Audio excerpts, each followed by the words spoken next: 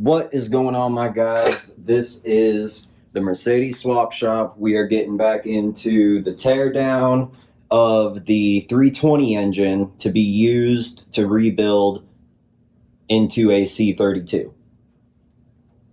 And all we really have at this point is valve covers, heads, timing cover, that kind of stuff, like breaking it really down from here.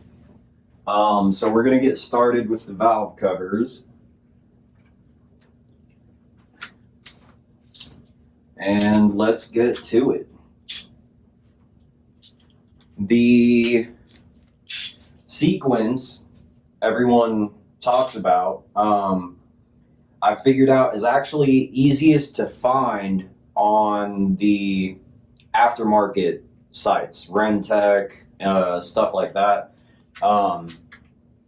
Everybody that sells like aftermarket cams, they actually give you like the best breakdown for the sequence for getting like the head bolts out and all that stuff. The valve covers, so you start in the middle, you jump to the other side, you go one over, you jump back, and then you jump over, and then you jump down, and then you jump over, jump down, jump over, jump down.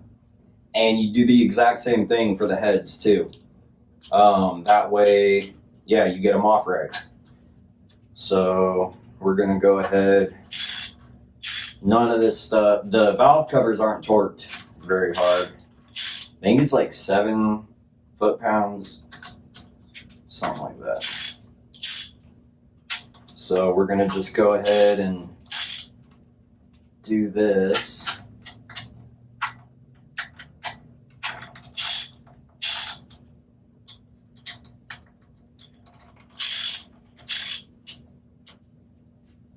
And that one's out.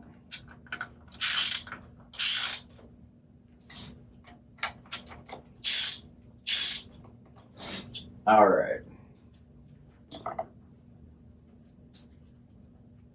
Oh, gotta actually loosen it all the way.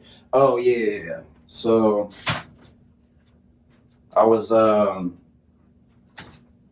trying to figure out, because like I never went and bought an impact, so they actually make the adapter for a drill to go to 1/2 inch, and then from there I adapt down to 3/8. You can't torque with that, but wrong way. You can actually get everything out a lot faster. That's for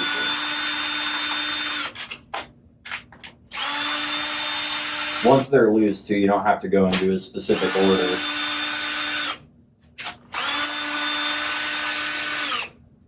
And then this is just to get them out all the way.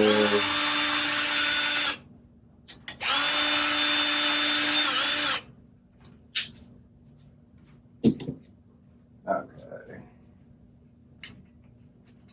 So these are going to be stuck on pretty good. All right. Throw that bolt back in. All right, so this is the right valve cover.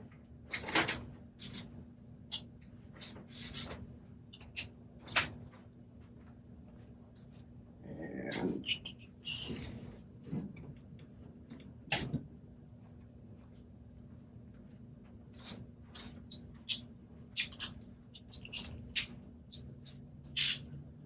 someone in my last video was wanting me to talk about the seals on the timing cover.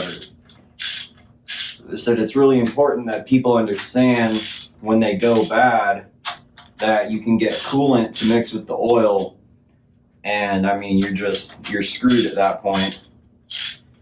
So I wanted to let y'all know that that is a concern of people who have actually been with these engines for a while. I talked about that a little bit in that short video that I made of the C32 block. I was talking about those seals when I took the timing cover off. I was like, wow, these are actually like in a, you know, pretty good condition. So I wanted to keep those ones just in case like these ones are cracked or something. At least I have like a good set. It's not even that this is a budget build. It's kind of like I was saying in the last one, like I'm not going to replace parts if I don't need to. All this stuff, none of it comes as a kit.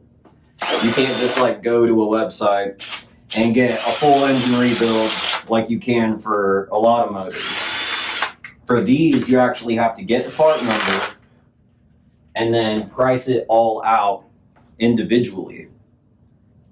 Order it all individually. And it can be a pain in the ass sometimes. So it's one of those, like, if it's not bad, or if I have a good part, then, you know, I'm not gonna mess around with trying to order.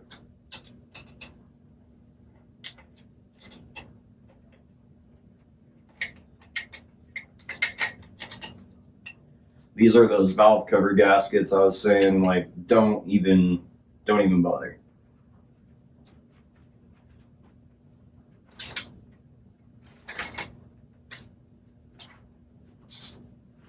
I've had to replace valve cover gaskets a lot. They leak on every M112, M113 engine. And if you just use gasket maker, mine doesn't leak. Mine doesn't leak at all. 60,000 miles on that swap. And my 5-liter does not leak. You just put, you know, more than you would if it was flat surface to flat surface. You put like a small bead. But this groove where this gasket goes, you just put extra. You just load it up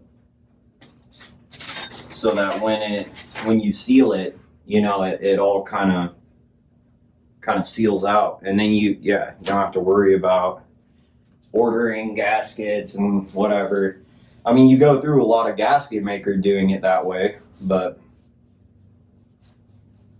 I don't know. It's the way to go, I think. I want to say that used to be the general consensus on the forums.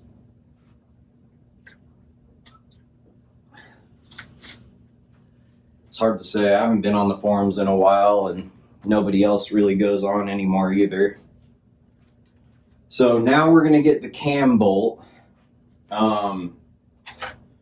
This one's a little tricky. This will work. And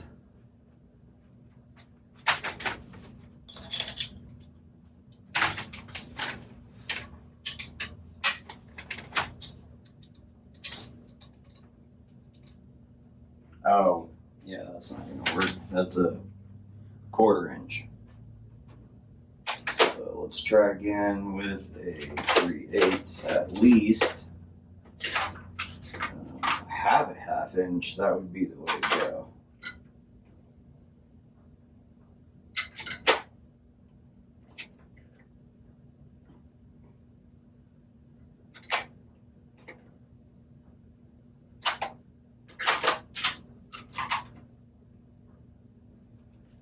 All right, 3/8, that'll work. So the cam gear is weird. A couple of things. If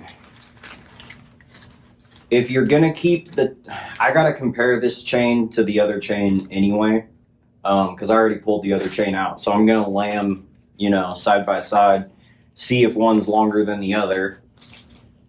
But it doesn't hurt to go ahead and like zip tie and like get this.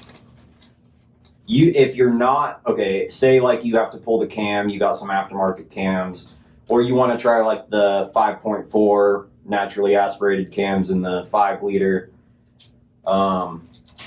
You're gonna have to prevent it from skipping teeth on the sprocket. You're gonna have to put a zip tie on it. That way, when you pull that cam bolt and everything tries to fall in the engine, at least the chain's still in the right spot. We still have our tensioner on too. It's down here. We'll be removing that later. But with timing, you got to be careful. With the new chains, it tells you has little spots, and then you can it'll be, you know, this one goes right here. This link goes over here. But since we're not doing that, you know, it's there's ways to line it up. There's markings and stuff. But yeah, we're gonna go ahead and zip tie it anyway.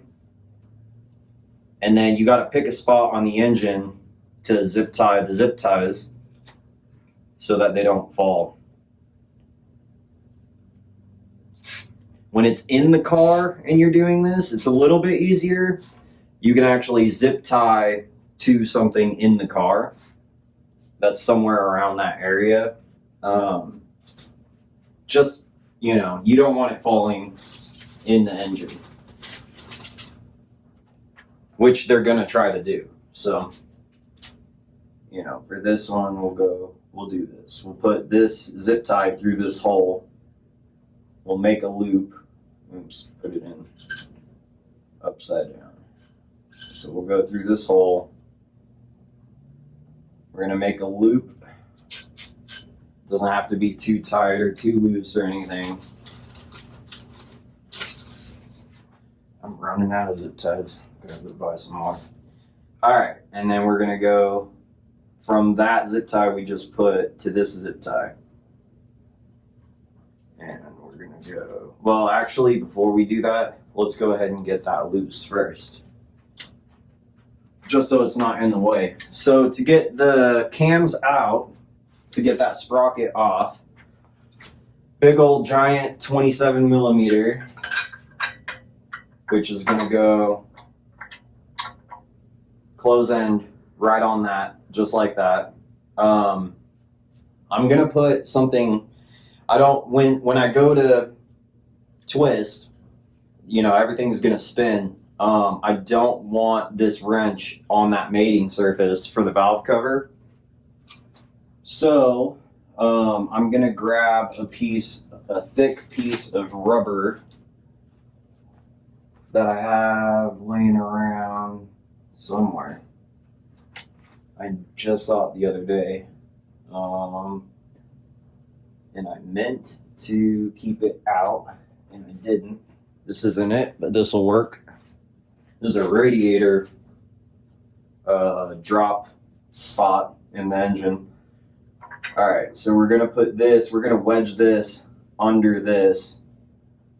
So it's gonna have some pull, but at least it's not gonna, you know, it's not gonna go onto the engine. All right, and then breaker bar. Last one I did was a pain, so hopefully this one's a little smoother. All right, and there we go. Not too bad. So that's that one.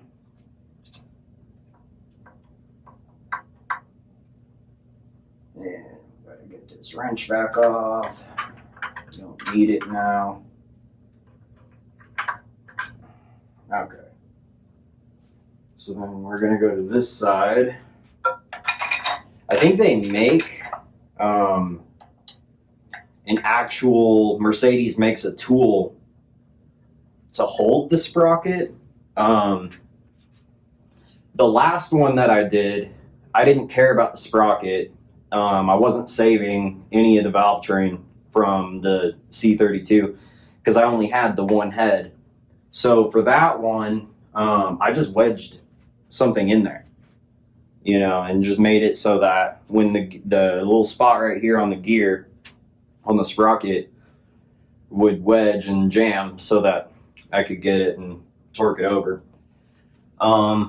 if you're trying to, if you're not getting a new sprocket, or you're not worried about it, or you can't find a 27 millimeter, you can do that way. You just got to be careful.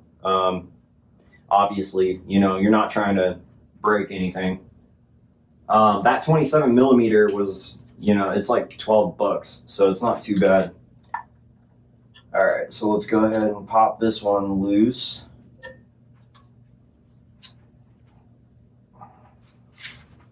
You know what? We need to do this. There we go. Not too bad. Not bad at all. So now we need to do the zip ties. So let's take this back off.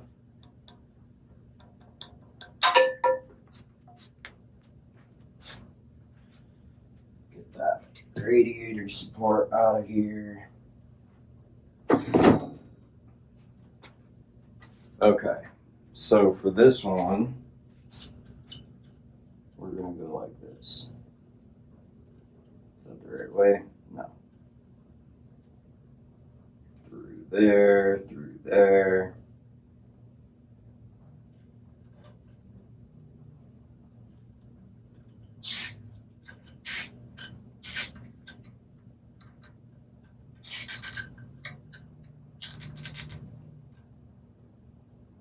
Okay.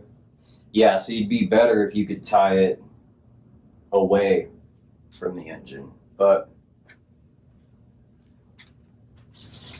and you can zip tie it in multiple locations too. You don't have to do, just to be on the safe side. You really don't want to get the timing wrong. That would be an absolute headache. If the timing's wrong, you're getting misfires. Like I said in that one video, the last video, if you get like an engine cranks but won't start, it's a nightmare trying to chase that down. Well, what's worse is it starts, it runs, but you're getting random misfires or misfires on an entire bank, or because same thing. You have no idea what it could be. You got to chase down all kinds of different leads. It's just a pain, an immense pain. All right, so those are tied. That's good. I am gonna take the cams off fully, which means taking the rocker arms off.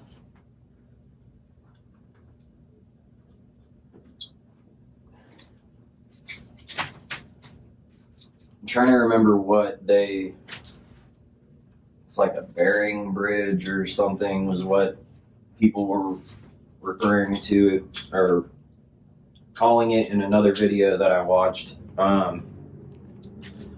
These are just your rocker arms. So same thing, you're gonna go, and see, this is when it gets more important. The valve covers aren't torqued down really. So it doesn't really matter what sequence you untorque them. But this stuff, if you warp it, whatever, you're going to get a lot of issues because the oil's not going to be able to flow where it needs to. There's oil passages all through all this stuff. So we're going to, you got to be a little more careful. That's the wrong size. So for this, let's see.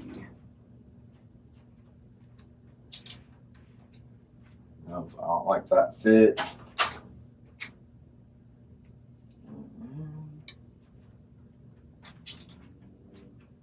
Nope.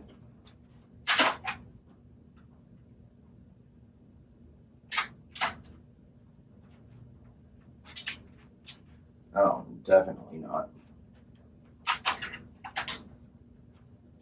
Oh, I think this is the same one. Yeah. Just the star and another one. Okay, so that fits nice and snug. That's an 8. See, now we're going back to metric. But out of curiosity, because the whole standard metric thing, yeah. So, what is that one? 5/16, 8mm or 5/16 on these Torques. I think the 5/16 fits a little better. Yeah. It's pretty much the same though. But all right, so yeah, start in the middle, 3 over here, 3 over here. So we're going straight in the middle on the top. We're just breaking it loose, dropping down on the arm to the next one down. All right, and then you go over. I don't think it matters if you go right or left, but just go over one. Up. Jump over the one you did, so 2 right. Down. And then, yeah, and then, okay, so now we did this. Now we jump back. 1, 2, 3 over, up,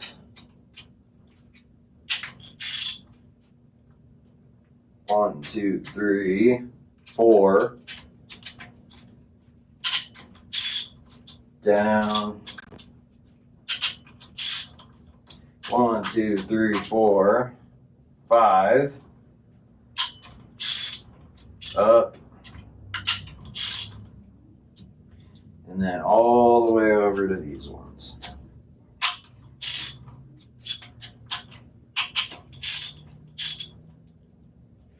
And we'll come over here, do the same thing. 3 on this side, 3 on that side. Start right in the middle. Pull that down, over, up, 2 over, down, 3 over, up, 4 over,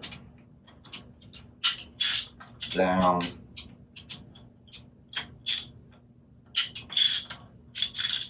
5 over,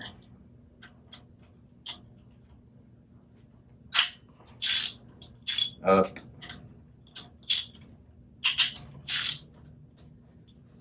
all the way,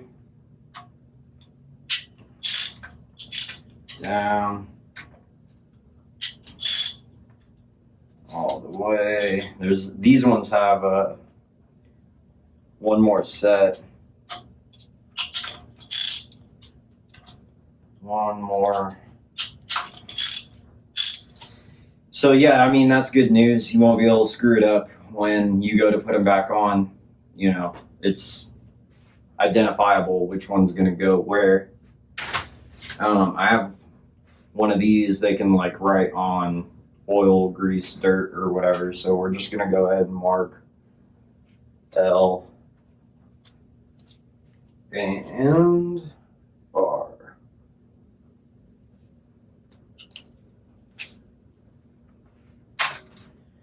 Okay, so to get the rocker arm assembly, these are all different. I don't think they're all different sizes. I think some of them are different sizes. But if you just go ahead and get them all up, these ones are so clean too. Like compared to any of the ones that I've ever pulled off before. I've pulled quite a few of these off. These are what, okay, so if you have like if your car tick, tick, tick, tick, tick, tick, tick, tick, you rev and it gets faster, tick, tick, tick, tick, tick, you know, going with the revs. It's a lifter. The lifters are actually inside this assembly. If it's continuous. If it's not continuous, it might be something else. But if it's continuous and it goes with the revs, it's probably a lifter. And that happens sometimes. They're hydraulic lifters, so if a piece of dirt or something gets in there, any anything really, yeah, it won't work right. It'll cause a whole bunch of problems. So I just loosen them and then I just pull the whole thing off, bolts and all. So these are already labeled, so you don't really have to worry about it. I'm gonna set it though next to the left valve cover. All this stuff is gonna get cleaned. I'll probably go over that process too, the cleaning. Just because I'm sure like there's a lot of people who want to know. Not any of you are just gonna randomly tear down your engine to clean it, but if you have to tear down your engine for any reason, you might as well. So I still can't get over how clean this is. Like really clean.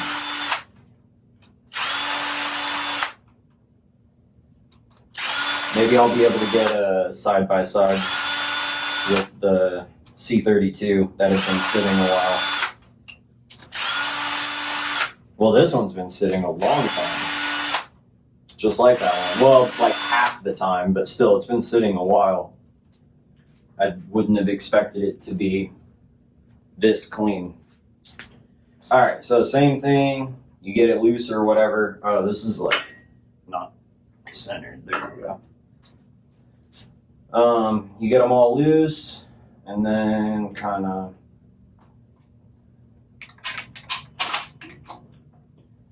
make sure that it pops off. Bam, all of it. So this one will go next to this valve cover.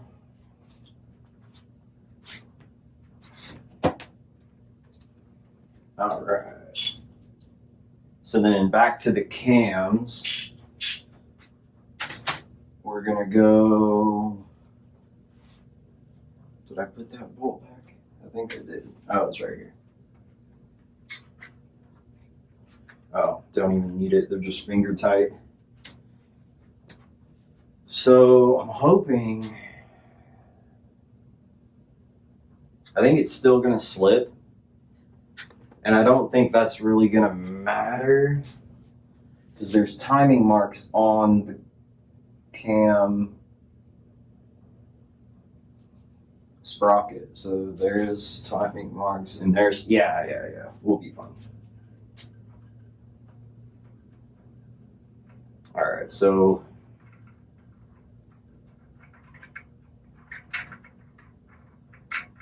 cam bolt. Oh, and I'm gonna go ahead and label these too. I'll have to check the size when we get there, just to make sure that like they didn't stretch or anything. There's not a lot, but there's a few things on the engine you can only use once. Like I'm not gonna reuse the head gaskets. I'm gonna have to get some, but some of the bolts, if they're within spec, it's fine. Like, or if it's really close, they say like on the crank pulley bolt, if it's X amount of length, like 1 point something millimeters or 2 millimeters or whatever, then you don't have to replace it, or you would have to replace it if it is.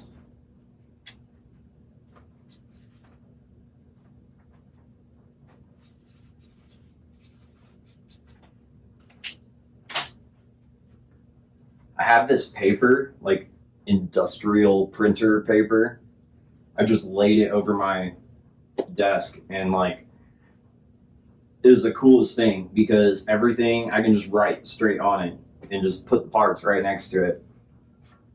It's awesome. Highly recommend grabbing, if you can go to like we have a place called Pack and Wrap. And you can just head over there and get like whatever materials you'd need for like weird shipping items. But yeah, I highly recommend it for something like this.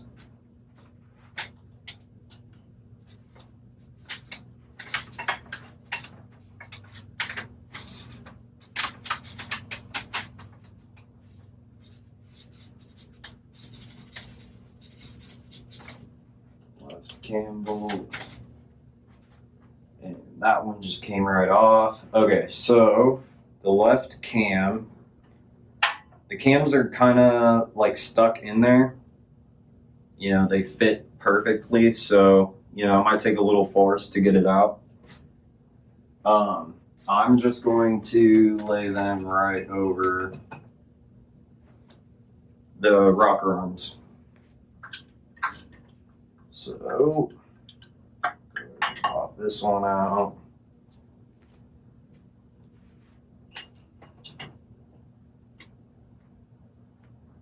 And I don't have a valve puller. You gotta like compress the spring. It kind of fits like a C-clamp, and you like compress the spring, and then you like undo this thing, like a washer or something. You like unclip it, and then it'll like slowly, you can like undo it and pull it all out. We're not gonna worry about that. Right off the bat though, it seems like these valve springs are larger.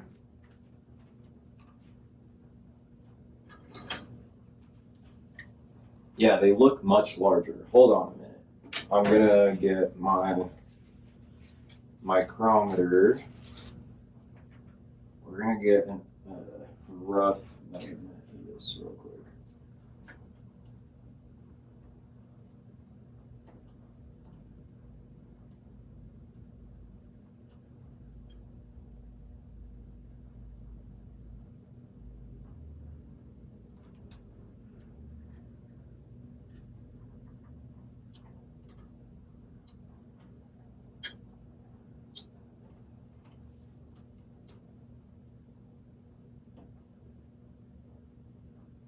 It's gonna be like really rough, but it'll be kind of close. I guess, no, just the angle I'm looking at them then or something weird.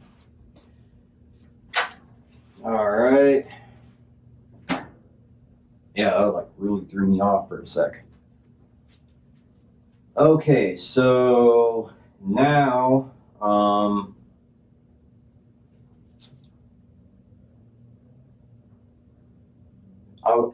usually most people at this point would be pulling the chain tensioner, but I don't think we need to, or at least not yet. I was thinking about plugs too, but we can wait on that. That's not a big deal.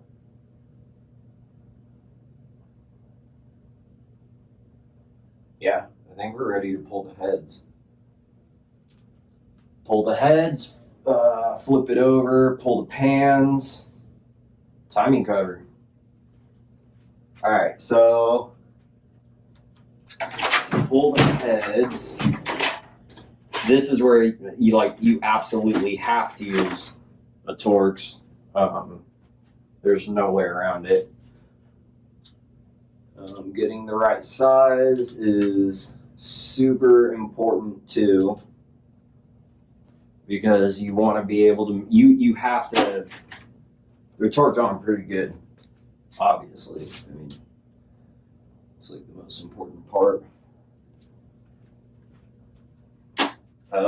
So I know I have the size because I've already pulled the other ones. I already pulled that other head, so I know I have the exact size. The 55's too big. It's probably a 50. Oh, here's a 50.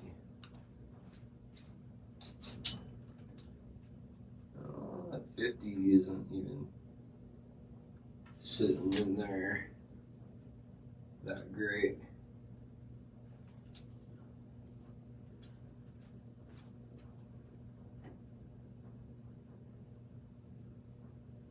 All right, let's see.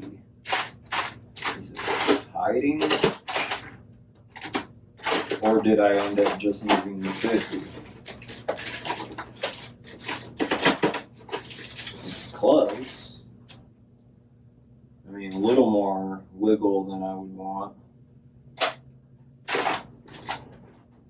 Or a little more wiggle than I remember, at least. Weird.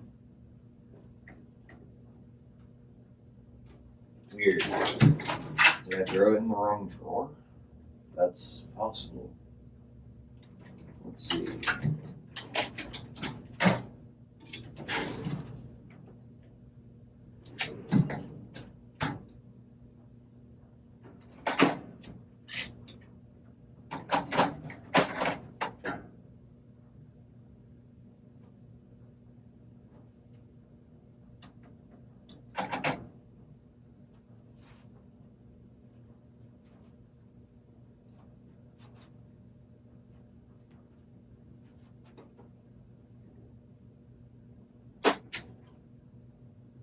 Okay, hang on a minute.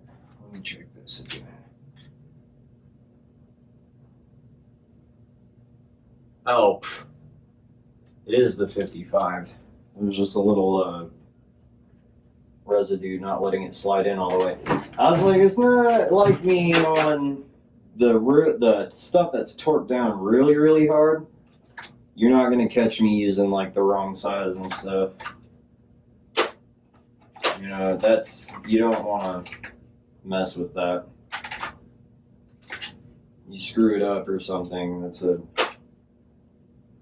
that could be a huge problem.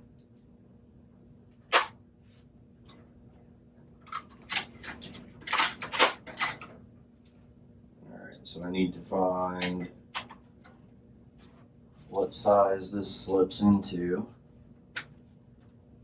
And it looks like it's going to be metric. Yeah, 10 millimeter. Cool. All right, so breaker bar.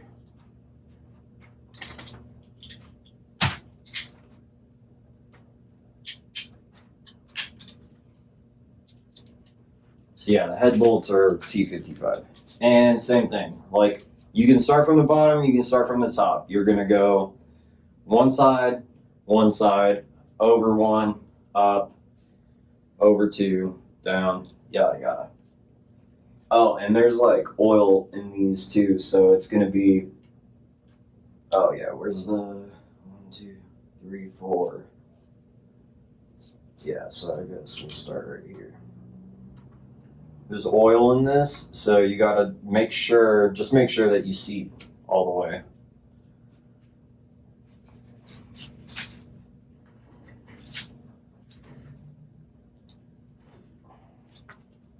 And to keep that from moving, we're gonna have to come on the carpet a little bit.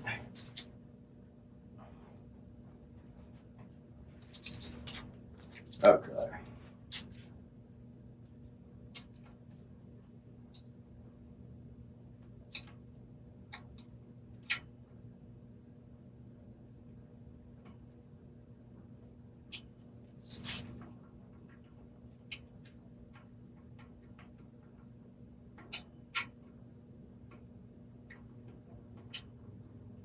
Go.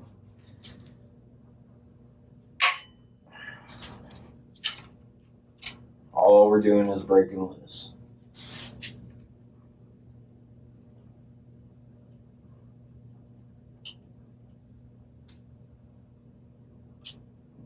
Like that.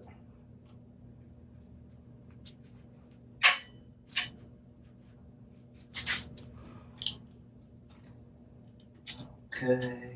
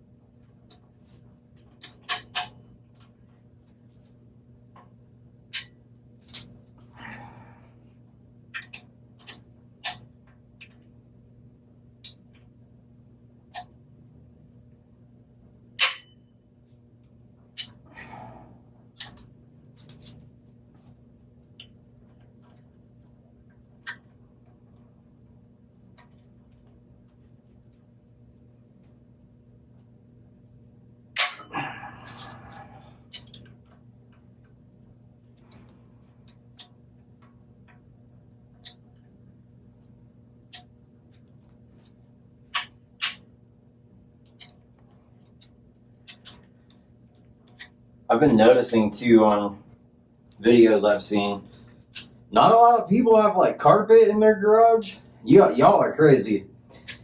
That was like one of the first investments I made was like, of course, buy some rugs for the inside of the house so the ones inside the house could come to the garage.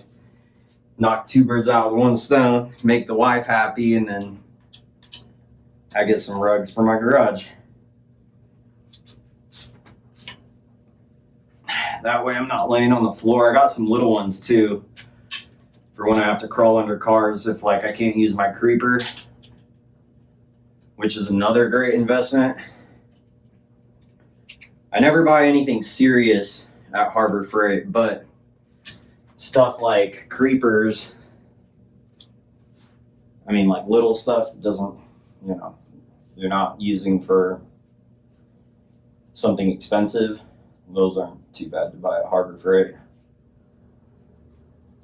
So I got some oil on the handle, and I don't want to slip trying to pull these off. So I'm just gonna wipe it down real quick. So I already got that one. Well, double check because we're not. We don't want to mess around with this stuff.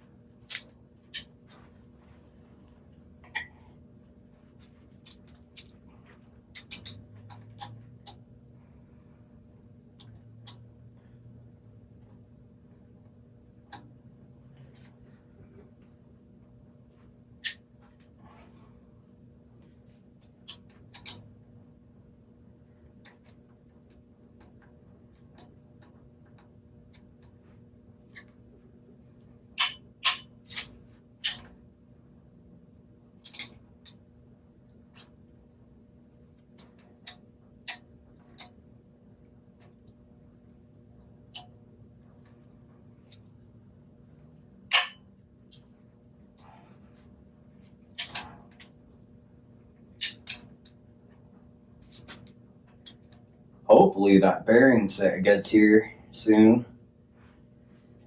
See how long the posts take. It's coming from the UK, so it might be a while.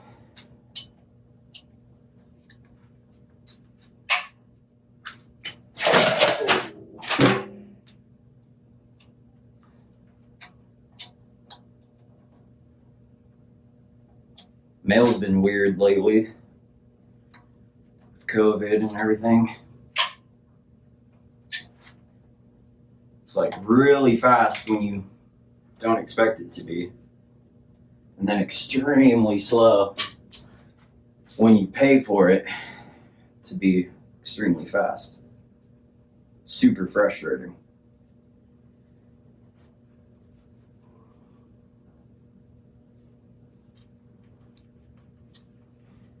I thought I'd go ahead and mention too, in my last video, I kept going on and on about the ECUs, and like, there actually is one other guy that, if you guys are in Australia, I highly recommend. His name's Andrew Teakin.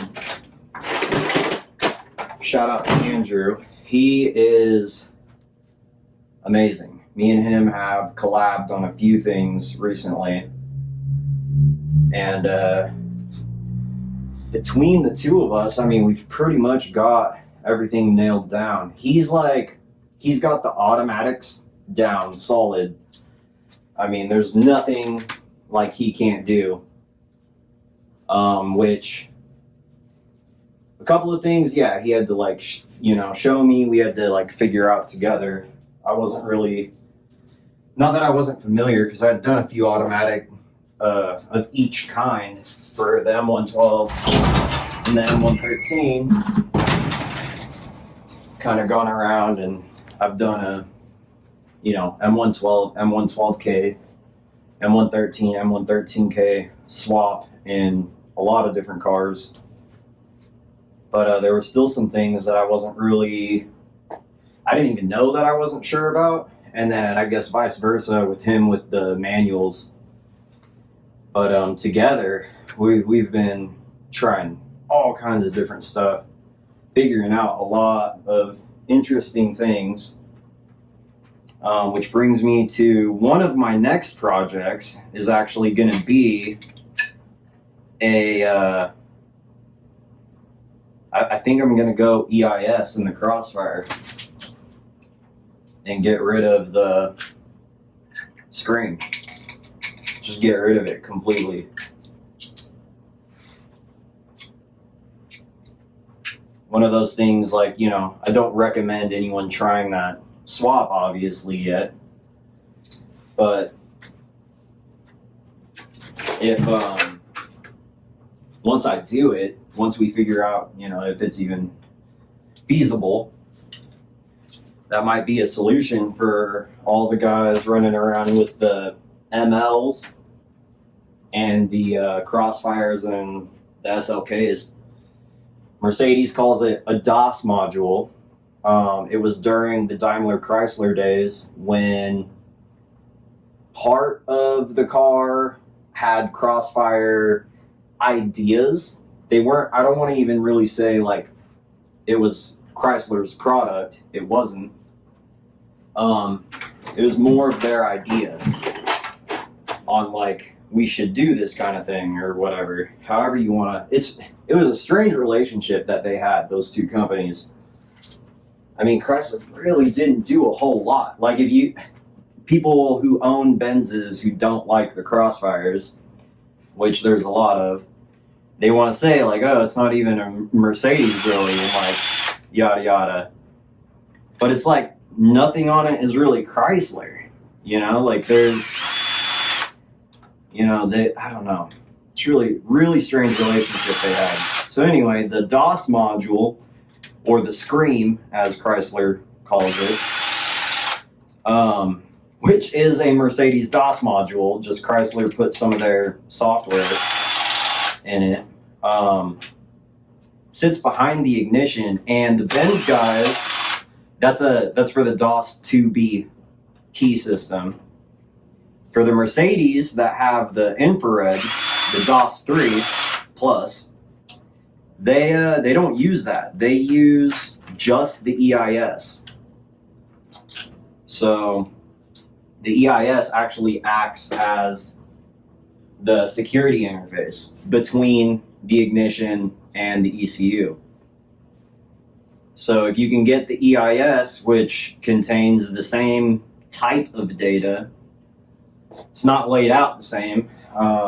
It's not really in the same format or anything, but inside of it, it contains the correct data, similar data to the between the Scream and the DOS module and the EIS. Theoretically, if you were to change the right things around, you should be able to put it in a Crossfire or ML or an SLK or whatever. So I'm thinking about doing that. Part of the reason I want to do that too is keyless go. I want to update the Crossfire to some W211 components. So get the EIS in there, and anybody could do this with any Mercedes that they have that's newer than ME 2.0. If you're on the ME 2.8 system, you could get keyless go. We could get it to work. It's actually really easy if you already have a DOS 3 system. The only thing you would have to change, the only thing that interacts between the ignition, which is what you end up having to change, the primary component. The only thing that interacts with that is the ECU. So, you know, we think that the front SAM has something to do with it too. So I'll have to change out the front SAM,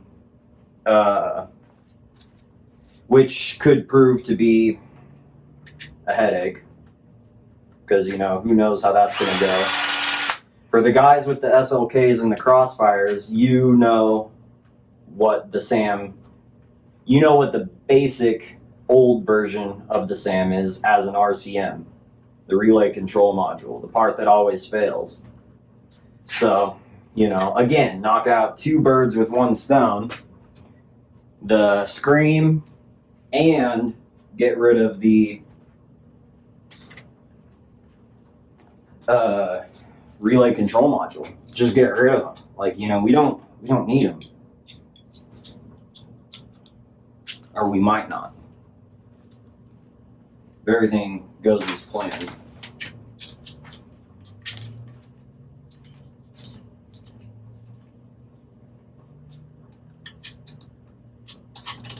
Be really nice. Yeah, keyless go. Back to that.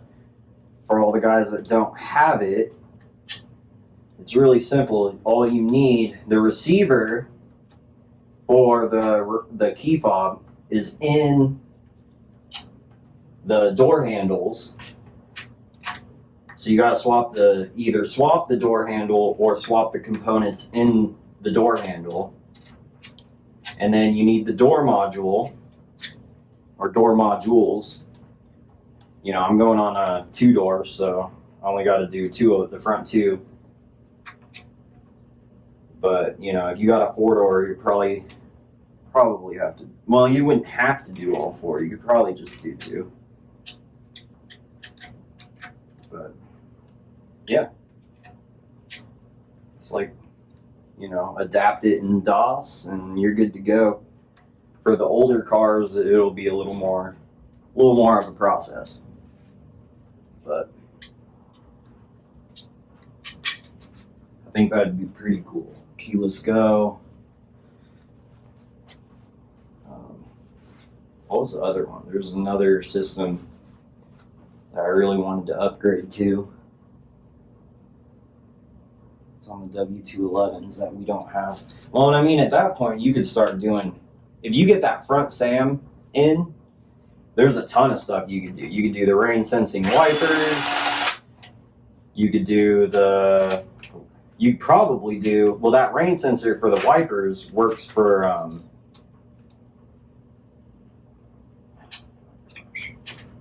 the wipers also works for the lights. So you could do the actual auto headlights. So that'd be pretty cool. You know, and just really just update the car. Crossfires are old at this point. You know, it's like, everyone's like, it's a 2004 SLK. And it's like, no matter how you want to spin it, it's ancient technology, because the SLK, even the 2004 SLK, was still completely based off of the original SLKs before it. So, I mean, you're talking, what, 98 or whatever? And, like, a lot of the systems on those are even sold from older than that. I don't know. I mean, just getting old.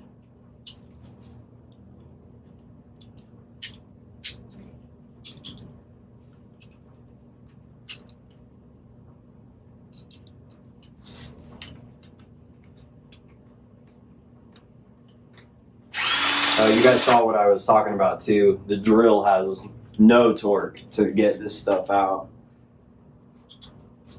You can't use it as an impact or anything. It's like, even if it's slightly tight, you know, you have to take a wrench and get it out, you know, pretty good before it'll even touch it. which isn't a big deal. I mean, I really just use it for like the long-winded stuff, like on the timing cover. You know, five seconds per bolt will save you a couple hours on a full engine build. If you were to go and do this all in a day, I mean, you guys are watching this real time. You know, you could tear this whole thing down in a couple hours, few hours. I'm kind of taking my time too. You know, it's like I haven't seen inside this engine, and a lot of it's getting reused. Like I was saying, I really just want to like make sure that I notice and look at every single thing. So now that those are out, what we're gonna do next is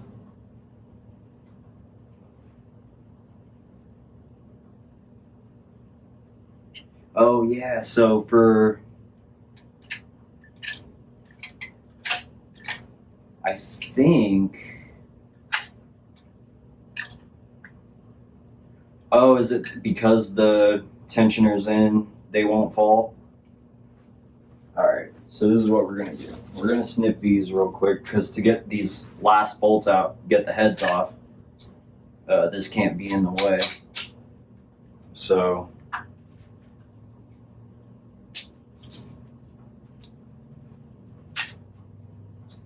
alright, get a longer extension.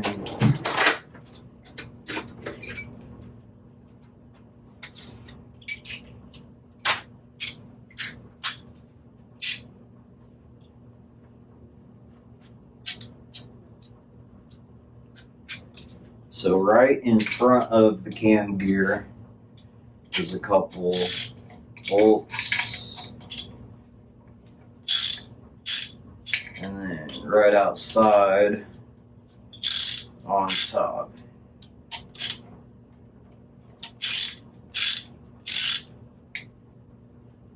Break them loose.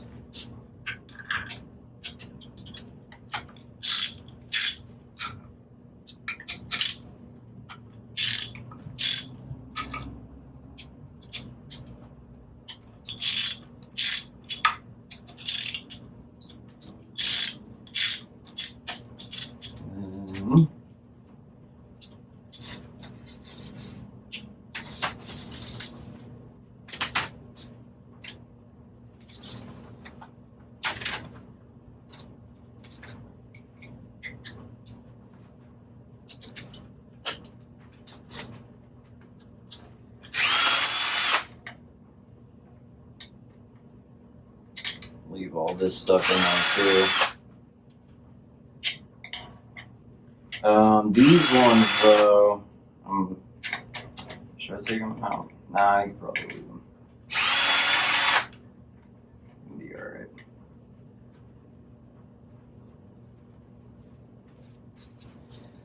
Because I want to take the heads off, flip it around, do the pan, then do the timing cover. And then when I do that is when I'll take once it's upside down, I'll take the chain tensioner off. That way, you know, it'll be like, I can get a better idea of what it looks like in the correct timing, not even in the correct timing position.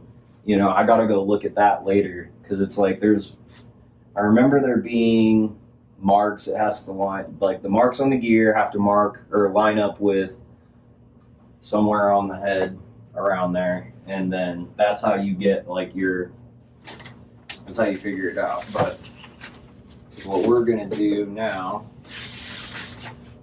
is move that stuff over so I can put yeah, because I didn't leave enough room. Because I want the left head here.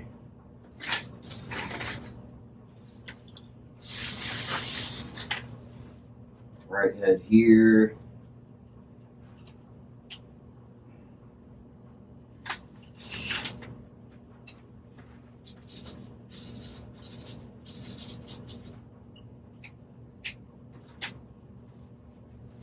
So some of this stuff is gonna have to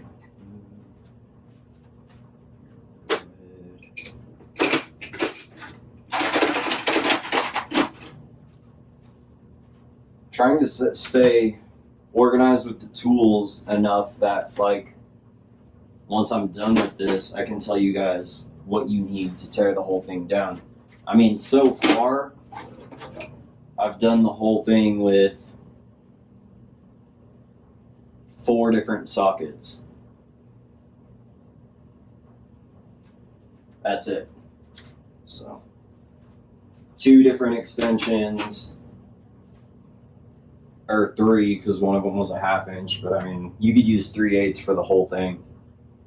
I use 1/2 inch ratchets, and the breaker bar is 1/2 inch, so you know, 1/2 inch to 3/8 adapter. But yeah, I got these loose, right? Yeah.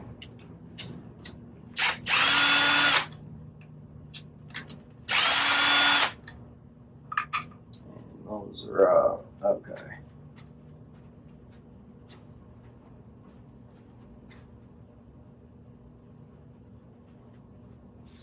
And okay, so to pull the head, all right, this one is probably going to be a little tougher. Oh, no, not at all. I was going to say maybe a little tougher than the other one, but quite a bit easier, actually. Okay, so this is the right.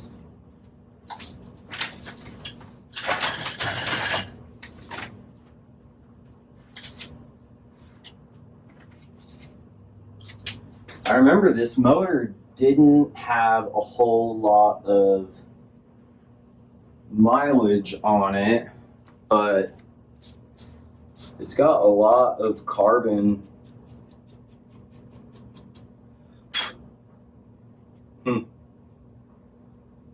Oh, and we're gonna get to the bores too later. There's a lot of misinformation going on around those. Yeah, the Elucial is, you know, you got to be careful. It's not like a typical, like an iron block where, like, there's no, we'll get to that when we get to it, but there's like a ton of misinformation I was getting from people that I had to clarify with research and talking to people who actually knew what they were talking about. And so I made a note that I definitely got to talk about it when we get there, like how to clean it and everything, because it's not as complicated as some people make it out to be. It's not even just that too. People are full blown like scared to touch them, to deal with them at all, and it's really not a big deal. I think the main reason is that most shops, like my local shop, he said he doesn't touch them. But what he was referring to was he doesn't have the tools to hone them. He doesn't have the tools, as in he doesn't have the experience, and he doesn't have like the right supplies for the actual hone, like the material used when you go in and like repaste it, and he doesn't have the paste. So it's not, you know, people probably call their local shop, or have been calling their local shop forever, and like, oh, they said they can't touch it, and I've seen him build crazy V8s, so it must be impossible. He said you can't, you know, he won't even, so it must be. And it's like, man, there's a lot of misinformation. So we're gonna go over like cleaning and that kind of stuff. It's not as like, you know, sacred and scary and shit as everybody thinks it is. I mean, sure, you gotta be careful, but you know, it's not like no matter what, you can't do it. You can clean them yourself. Like, that's not a big deal. Wipe them down, you know, get all the dirt and shit out. All right, so yeah, as long as the chain tension is on, the cam gears won't fall. So now what we're gonna do is flip the motor over. That'll get a lot of this crap out of here. That's weird that it looks like that. So we're gonna pull the pin and we're gonna go over. Oh, coolant.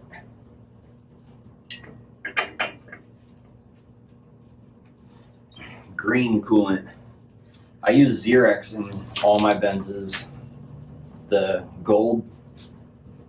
That's what the manuals say, so this must be, well, I know it's not mild engine. Mild engine's that one, but whoever had this must have not really cared. Everybody has like their preference too. I'm a stickler. I've always been like Mobil 1 0W40, period. There's no reason to not use that. And Xerox G-05, no reason to not use that. You don't want to mix coolant though, so like if, like this was green, but like we're cleaning it all out, so I'll go Xerox when we're done. But if I knew it was green, like say I went and bought a E55 or something, and I saw that it had green coolant, I would use green.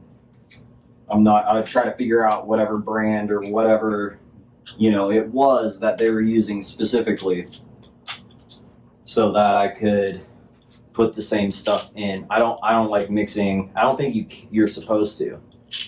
It could probably the chemicals could probably interact and maybe deteriorate something. Maybe those seals, maybe that's how those seals go bad. I don't know. Because like I said, on the C32, here, let's just go ahead and grab them. They're just sitting right here. They're a little dirty, but here. Let's try to get up on the camera. Like, they look great. Shape is great. Elasticity is great. They look brand new. I mean, there's no point not to use them. No cracks, no splits, no nothing. So, but there's those two, which I want to say it's like right here and like right here. And we'll get to it when the timing cover's off. But yeah, you got to be careful. Like that XF Motorsports guy, he tore apart an M113, okay? And it was like split, like all the way down and barely hanging on. It's like if that thing goes and then you got coolant mixing with oil going everywhere, that actually just happened to somebody that I was talking to, and he hydro locked. So I mean, that's literally throw away the motor, start over. So yeah,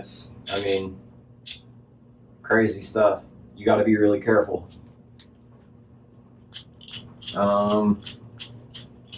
So pan on these.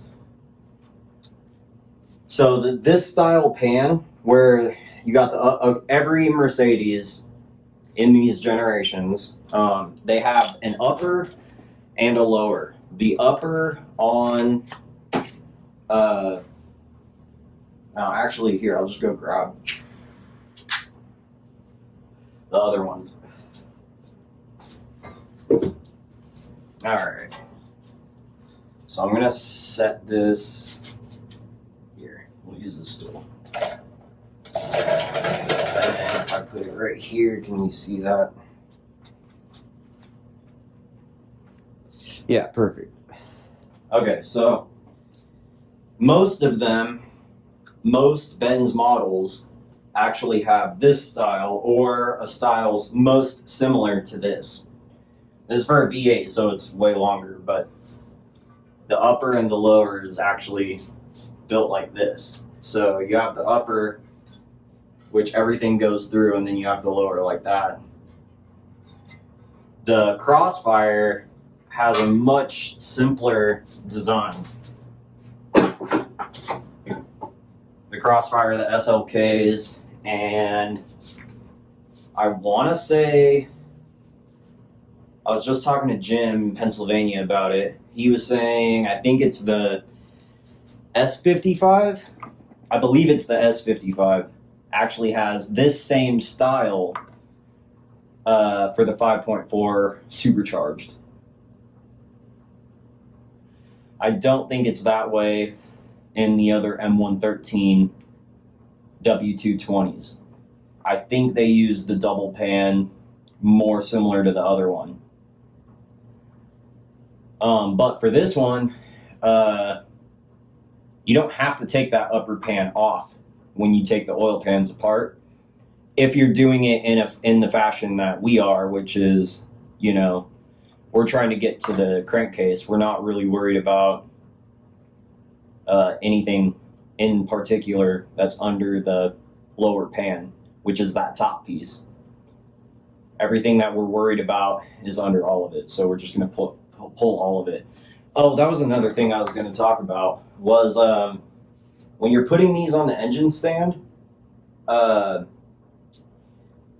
you gotta, the bell housing, okay, so the bell housing actually has, you know, holes going all the way around it, but the pan is actually tied right here. So when you put it on the stand, you have to go, you want them like evenly spaced, the arms evenly spaced, evenly angled, for weight distribution and everything. But on this side, you have this cover, which I think there's like, or no, what am I thinking of? Oh, it's down here. Well, up here now. This cover, I want to buy that tool that holds the flywheel or the flex plate, depending on if you have a manual or an automatic. I keep meaning to, but I keep forgetting. Just good to have. If you have to get like the crank pulley bolt off under the car, you can easily get to this. You know, it's just bam right there. And then you pop in this little tool and it's no big deal. The other side actually has this same kind of thing. See, right here, when the transmission meets up, these bolts, these bell housing bolts actually go all the way through, and then you have a nut that screws on this side. So if you're pulling apart your transmission, this goes for the M113s and the M112s of every generation, every model.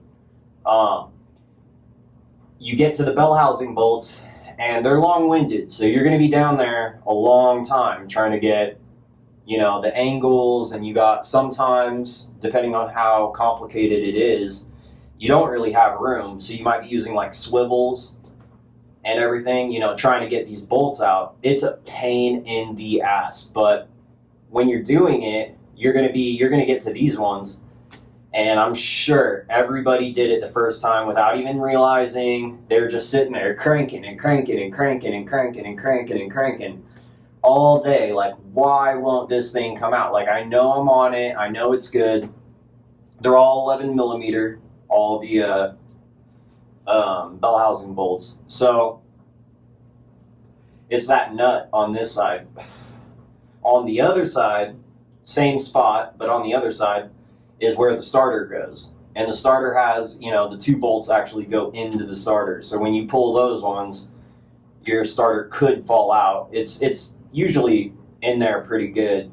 You gotta, you know, yank it off to separate it. But yeah, just figured I'd let you guys know. When you go to put it on the engine stand, you gotta go through one of these on each side. So you need to go get a bolt. I think this is like a 6-inch. Might be a 7-inch. I think it's a 6-inch. And it's a standard size, not a metric. But there's no thread in there, so I mean, it doesn't matter. Just washer, bolt, washer, nut. And yeah, you go here, right where the pan is, just one over onto the block, and then not this hole, but the next one, and use a standard bell housing bolt into that. You could get longer ones or whatever. Everybody was saying like it'd be better so you're not like stretching anything, but I have 1,000 bell housing bolts, so I'm not really worried about it. You guys probably saw in one of my videos how I have that bucket. I have a full bucket of just motor bolts. That's kind of why I'm not really worried about any of these bolts, because I have spares of all of them. So, and I know some of them, not every single one's going to be stretched. So I'm going to go through and measure and make sure that whichever ones I end up needing, you know, are good, and use whatever's not stretched.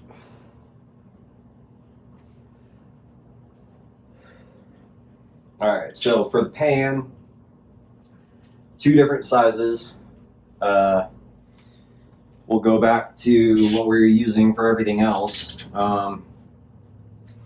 5/16 and 3/8, and most of them are 5/16, and there's a couple 3/8 on the back. Oh yeah, we're not doing the top. Oh, that's right. So we do have to do the top because the bottom pan, because the upper pan has bolts. That's right. Okay. See, my hands already knew.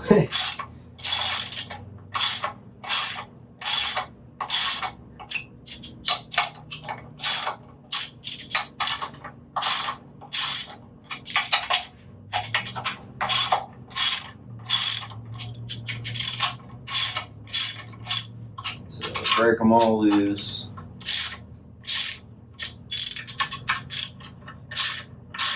Pan gaskets are a little harder to get off. Again, gasket maker, don't use, I don't even think I think they actually tell you to use gasket maker on these, but if they don't, use it anyway.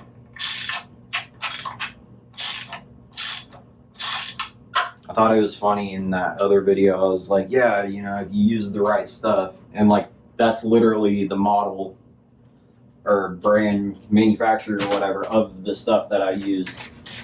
It's called The Right Stuff. Some of you probably got that. So we'll go through and we'll just finish loosening all these.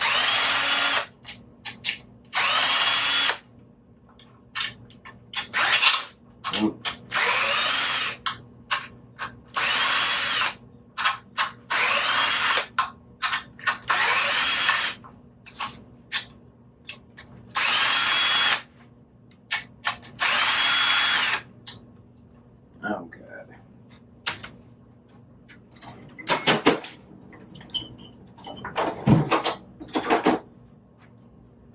So to loosen, there's a spot, there's a tab, and you pry. I'm not going to pry with that one. I'm going to pry with the big one. So this tab, and then you just, you know, up, down, up, down. You can hear it start to separate. Slowly working, and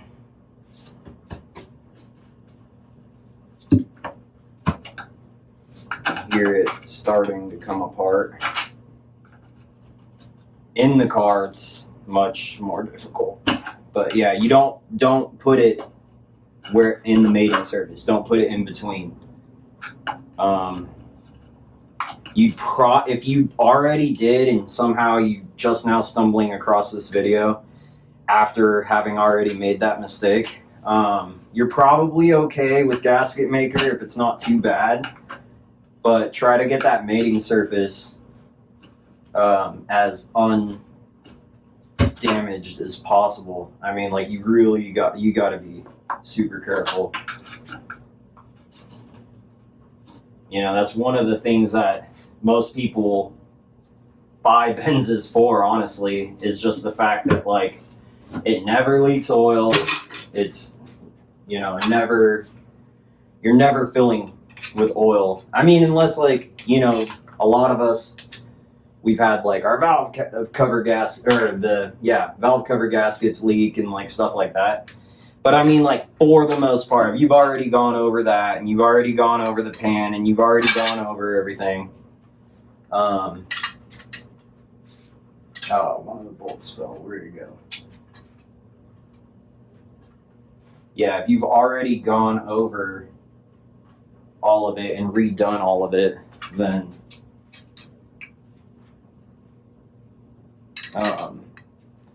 yeah, you know, just it's one of the things we pride ourselves on. These engines are great, man. I love the M112s and the M113s. They're so reliable, so easy to work on. There's that one guy who's running around with a SLK 320. It might be a Crossfire, but I think it's an SLK. And I think it was quite a while ago, a few years ago, many years ago. He had 500,000 miles, and all he had done is just like basic maintenance, like according to the schedule, but and like did everything that was supposed to be done. Only replaced parts when broken, and I remember that list was like extremely small. And now he's at 750,000 miles. That's so crazy. That's insane. Just absolutely insane. So I think for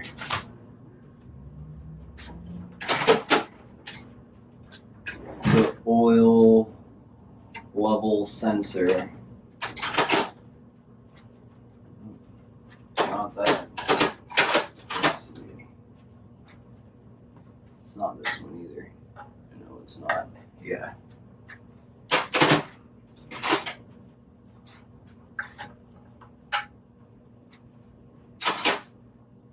Oh, and the only other wrench that I have is this one, way too big. Yeah.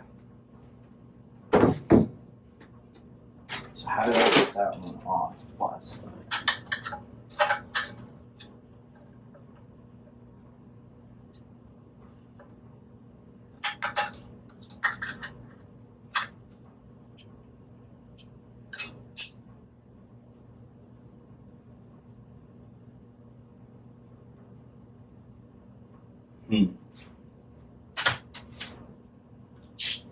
Is it?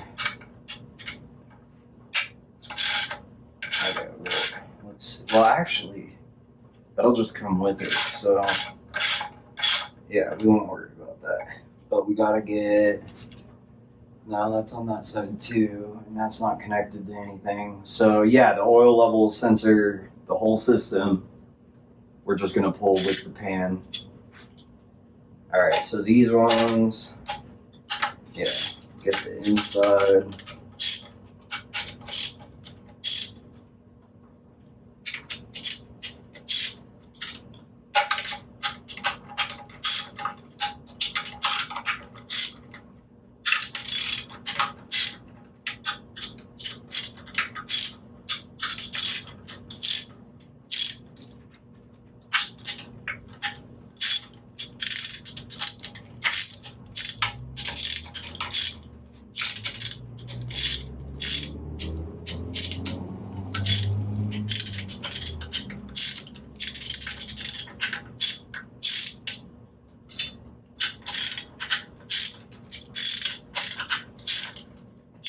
Yeah, these are different lengths too. On the lower pan, they're all the same length, but on the upper,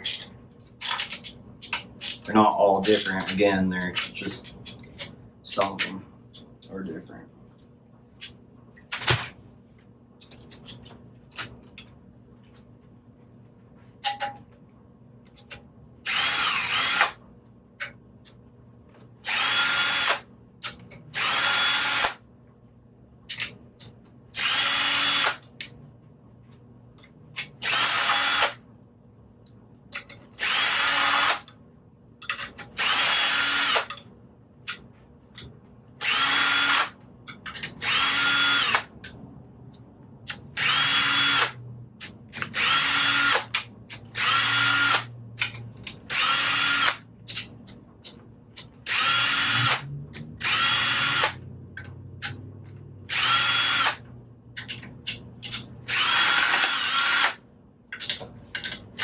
ones are super long in the back right there.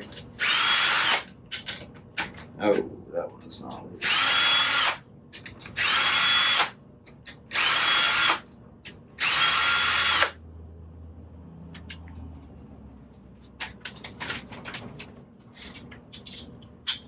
Right.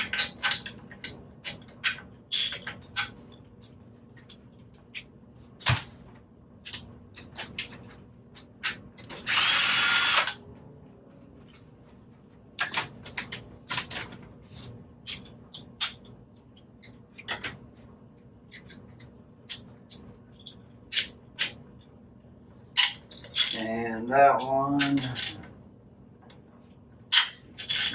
that one.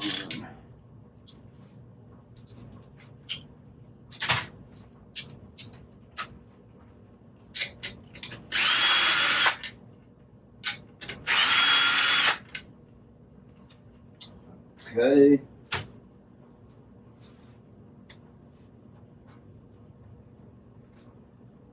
And then, so I don't think we need to pull the oil pump. We can do that once this pan's off. So yeah, then separating this one. So same thing. You're gonna look for spots to pry, and just kind of go from there. Where am I gonna set this one? Probably right there. Okay. So my long flathead, which is hiding.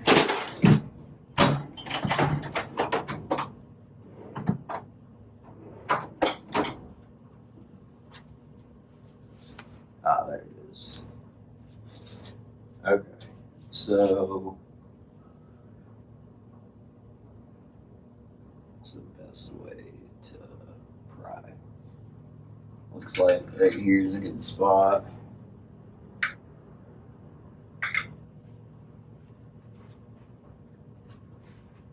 Or rather,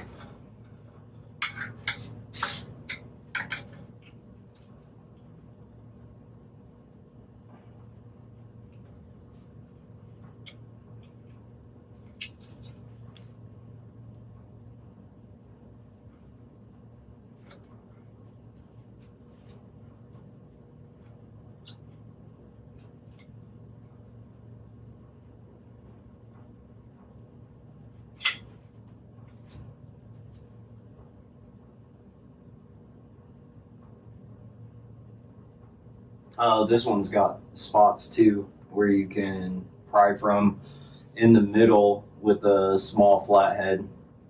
It looks like, I don't remember that being there, but I know the upper doesn't have that though. Yeah, it looks like boom, boom, and boom. This is too big, but so to get it started, let's try to find a smaller flathead to at least get in there. And it's too big. It's like really small. This one's thin.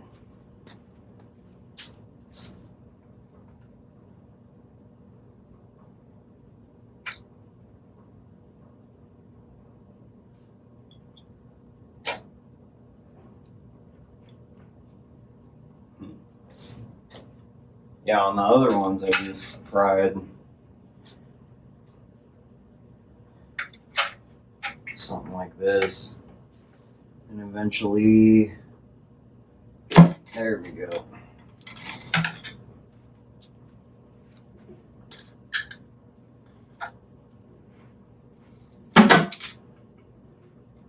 Oh, just lost the nut into the motor. Kind of bound to happen. That's all right though. I'll find it and put it back in.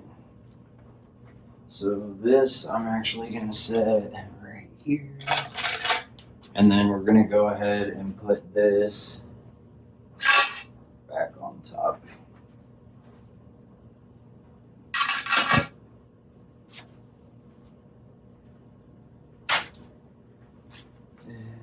see if we can see it.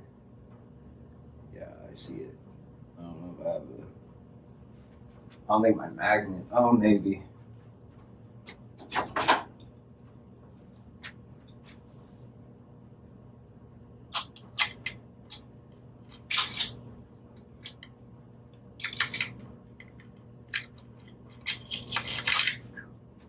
Alright. And so this one went on the inside.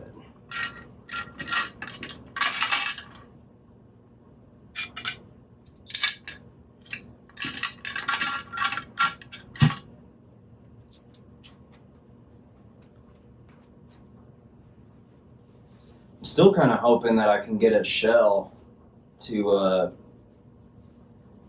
throw this in. Maybe sell the Crossfire as like a whole or something. You know, I haven't had anybody hit me up saying that they're gonna want it when we're done. Which, I mean, I guess is kind of expected at this point. You know, I'm not... They haven't seen everything, so... Like, finished and ready to go. I still haven't even got all the parts yet. It's like after this, I still gotta get a few things.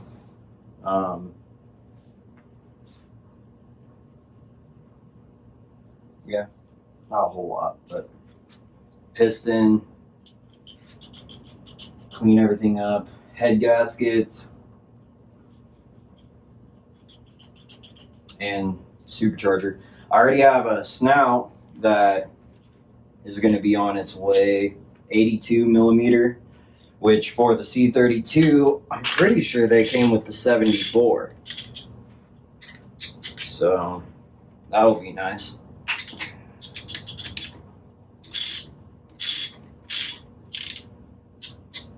It'll be a nice upgrade.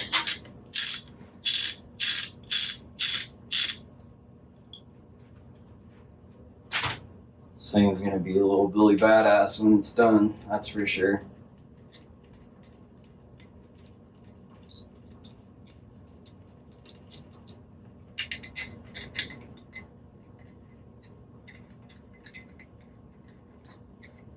I want to say they're like 350 horse, which is like screwed up because the SRT6 Crossfires were only listed at like 330.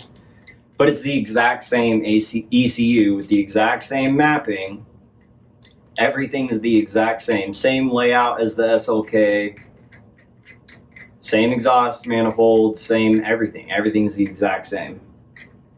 But they didn't, like, heaven forbid, the rebranded Chrysler version of the Mercedes project, like, heaven forbid it have the same amount of power.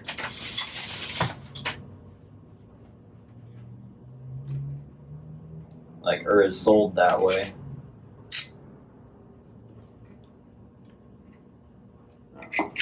A lot of manufacturers do that, though, I suppose. Oh, and the chain for the oil pump doesn't matter. It doesn't go on like a specific way or anything. You don't have to worry about it. Okay, so we got the pan off. So now we're gonna do the water pump. Oh, and I was kind of wondering if we could do the water pump and the timing cover all as one, instead of having to mess around with, like, well, actually, hang on. Let's compare real quick. We have the SRT water pump over here, and I can already tell off the bat it's different. Or the C32 rather. Yeah, so that water pump is gonna have to come off. Yeah, I was wondering about that. I was like, are they the same or close? Because this one's nice. This one, You hear that? Nope, neither do I. It's perfect.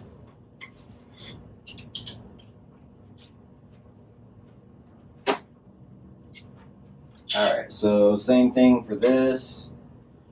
The same two sockets that we've been using. And so we're gonna go ahead and just start pulling. I think this is gonna end up being the same kind of deal. I'm just gonna leave them all in. Some of them are pretty long, but I don't think the thermostat has to come off. No. And because the last time I pulled every bolt, and I don't think you need to do that. You just need to pull, is it just the big ones? Is that what pops it off? Why don't we try? Why don't we go ahead and just pop the big ones and then see? I'm just kind of curious. I mean, if we have to pop the little ones too, like whatever. And I still got to pull the water pump like I was just saying, but I'm just gonna try this.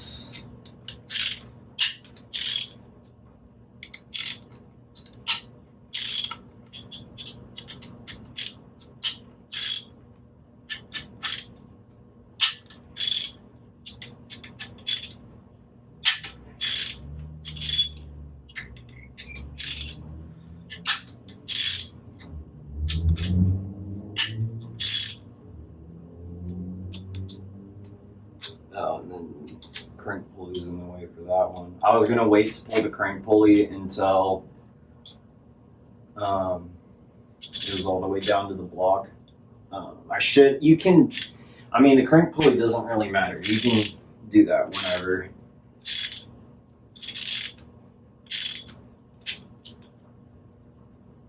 Oh no, huh? It's gonna have to come off right now to get the timing cover off.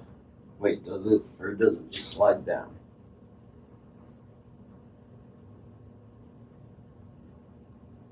Oh no, yeah, it's gotta come off now. That's right. Forgot about that. So, make a note of that. Crank pulley, pull it before you pull the heads.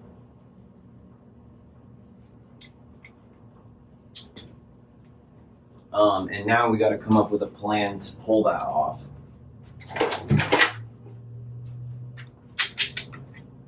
Yeah, it's a 1 1/16 inch. And so to hold the crank. So this is actually where we're going to end it tonight. I have this set up and it's holding fine. I'm just gonna have to get a cheater because some sort of pipe or something that'll fit over my breaker bar. I've put all my weight into it and yeah, I can't break this one loose. Pretty crazy. Yeah, I don't know. We'll figure it out. It won't be a big deal. It's too bad that, I have a starter. Maybe I could rig it up and put the engine on the ground or something, and then have that set up against the ground, or I'd still have to have a way for it to be secured. I don't know. I think a cheater will be fine. We'll just slip, I'll just go buy some pipe. I had some and it stuck out, like a foot. And it just didn't give me enough to pry it off. So, yeah, I'm just going to have to hit it a little differently because that crank pulley bolt is being stubborn. I mean, those things are on insanely tight. So, yeah, not a big deal, but that's where we're going to end it for now. Looks good in there, though. I mean, Everything looks nice. And one more look at the setup. So you need something hardened. You know, you can't go with you know, like this, or like I was even trying to do it with my jack stand handle, and you can actually see like it was bending it, which is crazy. I mean, that's just insane. But yeah, so this is hardened. It's not gonna bend or anything. It's just gonna be a matter of getting enough force to actually twist it off. So yeah, I'm running out of time tonight. That's the only thing. So I'm gonna have to tackle it maybe in a couple days or something. I don't know, we're so close. Like, I want to really just like finish it, but it's all right. Still gotta wait and get parts anyway. So this is everything up here that we took off. This is how all this is looking. Oh, that's the C32 crank. Lots of carbon, and that actually looks like oil. Carbon. But yeah, I gotta get a valve compressor so that I can compress them and get those out so I can port it. I don't know if I'm gonna do anything with the exhaust, if I'm gonna port it like any bigger or anything. I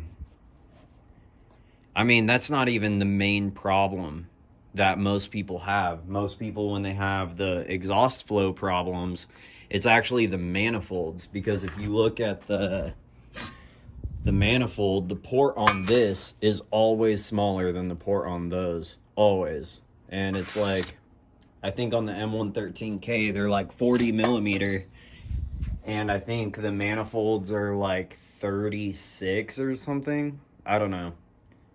Somebody comment below if you have the exact sizes, but I know it's smaller. And then same with like all the other engines. I don't know why they did that. But yeah, I mean, it sits like, you know, there's a gap, and it's just like a wall on the outside.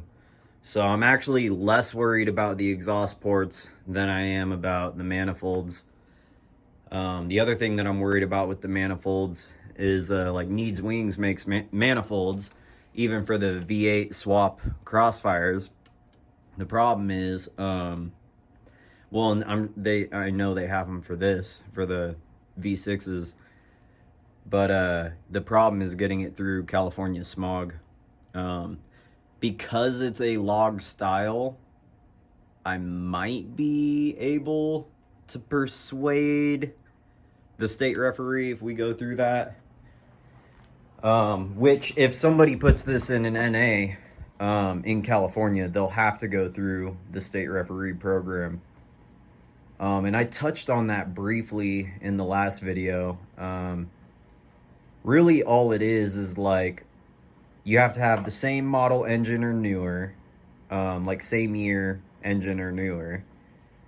The emissions equipment has to be in the same layout as the donor's original, or yours. It's either or. It's either yours or the donor's. So like, it's, I mean, not a big deal for like these swaps, because everything's like real straightforward. Everything's in the same place on all the different cars. So it's not really a big deal. Once the whole swap is done and ready to go, you have to make an appointment with, and they're at the local colleges like throughout the state. So only certain colleges do it. So you have to figure out like which one does it. And you call the number, like the bar, the Board of Air Research or whatever, and they'll get you through, get you an appointment, and then you go down there, and they just inspect the vehicle. It's like 2 hours. So they check everything out, make sure that everything's in compliance. They can't check serial numbers on the motors, so you don't even have to worry about like if it's the same year or newer or whatever.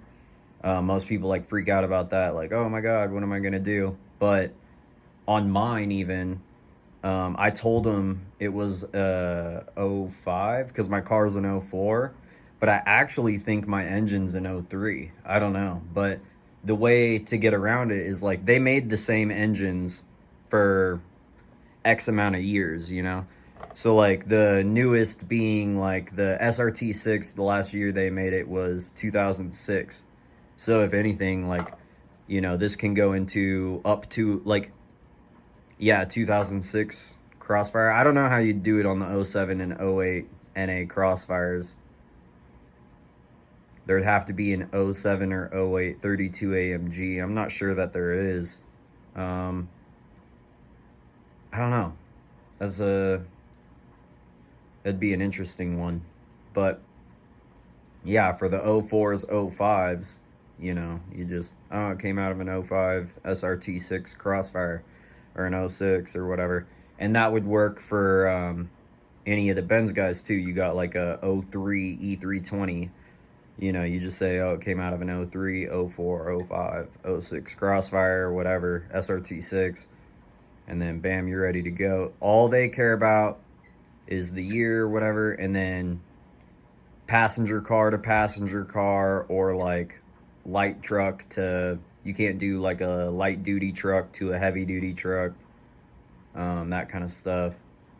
So and then yeah, and so after the inspection they put it on a dyno, and then they check it through the sniffer, like they stuff the exhaust pipes and everything, and then make sure that the output is it's either within your original specifications or the specifications of the donor, and it just has to meet either one of those requirements. So the M112s and the M113s are ULEV, ultra low emissions vehicles.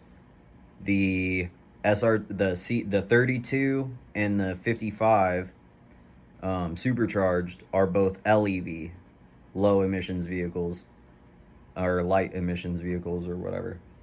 So though, like, they don't have EGR valves, so that one's not really a problem either, I don't think. I still haven't done it yet, like a ULEV to a LEV and then gone to the state ref. But I don't think I'm gonna have any problems when I do my 55K swap. I think it should be pretty straightforward. I already called one of the guys that's about an hour west of me, and he got excited. He was like, dang, that sounds like a cool swap, like blah, blah, blah. Because I told him like everything that I was going to do, and I was like, yeah, it's like 500 horse, like, but I'm worried because, you know, it's ULEV to LEV, and I mean it's 500 horsepower, so it's like, you know, I don't know. California freaks out about doing anything to cars. So and you hear horror stories about the state ref from like the Honda guys.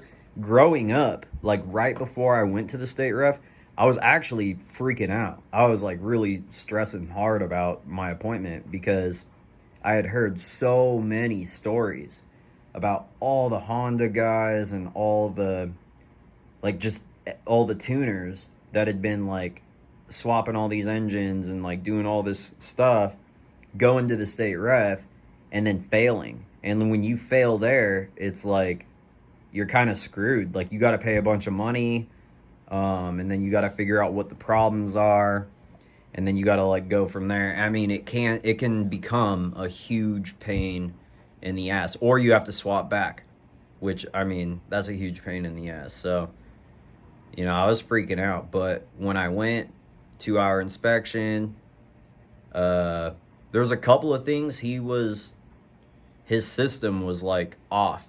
He was like, oh, I think it has 6 cats. And I was like, no, it definitely doesn't. And he's like, well, we need to figure out a way to check it. He's like, my paperwork says 6. So I pulled up Stardust, and he was like, oh, that works for me. And because I showed him, like, went to WIS, and then we looked at the layout and everything of the exhaust for every single model. I showed him the 320s, 32s, 430s, 43s, 500s, 55s, like everything. And I was like, look, they all have 4, and they all do 4 oxygen sensors. And he's like, yep, that's good enough for me. So I'm probably going to have to go with DOS again, just in case we run into any snags like that. But yeah, I mean, you pay $8. If you pass, it's only $8, and that counts as your smog for 2 years. And then you're golden. You're good to go. But yeah, like I said, if you fail, it's a problem. But like I said too, like, I don't think any of these swaps, I don't see anybody failing. You definitely won't with the V8. It's the exact, if you go from an M112 to an M113, or an M112K to an M113K, you definitely won't fail. It's the exact same thing, you know, adding a couple cylinders. They don't really seem to care about that. As far as swaps go, that's like their ideal appointment, I guess, is how the guy made it sound, at least. Because it's like all the systems are in the same exact spot. The layout is all the exact same. Oh, they care about, like, the sticker under the hood has to have the emissions layout or whatever. Has to be, like, for that engine. So I got to get a sticker from, like, an E55 or something when I do mine. But yeah, like, so, you know, just grab, if you're an NA 320, just grab a 32 sticker and put it under the hood, and then bam, you're good, golden, ready to go. And if anybody ever needs any help on that too, like, you know, I might be able to even go to the appointment with you. You know, I'll bring Stardust, that way, like, if there is any problems, you know, we can deal with it. But yeah, as far as tearing this down, I wanted to get the timing cover off, forgot about the crank pulley. We're just gonna have to get to it in the next video, but at least in the next video we'll get it torn down to a bare block, so that'll be cool and pretty exciting. So yeah, comment below for the next video, like topics, things I should go over that you guys want me to go over. If you have, like, any swap questions for anything. Yeah. And remember to like, share, subscribe if you haven't. I'm on Instagram at the Mercedes Swap Shop, all one word. If you have to search me on YouTube, you have to search the Mercedes Swap Shop, all one word. I won't pop up if you do spaces. So remember to tell everybody that you tell about this video. Just search the Mercedes Swap Shop, all one word. I'm on Facebook. My Facebook page has had the most activity. It's 6 years running. I got like 1,200 likes on that. I have like 1,300 followers. That's definitely like the go-to place. I have an email, the Mercedes Swap Shop at gmail.com. I'll respond immediately. If you DM me, if you on any of those platforms. YouTube's a little different because I don't get the notifications are kind of strange. I'm finding out, so I'll respond as fast as I can, but there might be a delay on YouTube. Try hitting me up through any of the other ones, and I'm usually like right on it. You know, it takes 10 seconds to reply to somebody. Even if it's just like, oh, I'll get back to you, or like whatever. I try to make sure that, you know, I at least like, yes, I got your message, and you know, we'll work on it. But yeah, so I think that's it. See you guys next time.